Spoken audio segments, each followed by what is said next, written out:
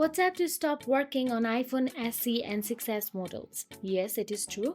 WhatsApp is ending support for some older iPhones, including the iPhone SE first generation and iPhone 6s or 6s Plus. And here is everything you need to know.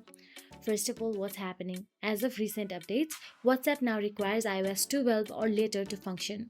iPhone SE, first generation, and iPhone 6s, 6s Plus, these models cannot update beyond iOS 15.7.9, and WhatsApp will stop supporting them gradually, especially after new features are added that need newer iOS frameworks.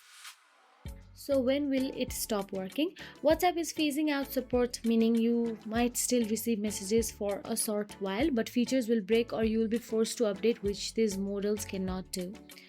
So why is support ending? Security reasons. Older iOS are more vulnerabilities. Newer features like AI tools, HD video, enhanced privacy need newer iOS APIs.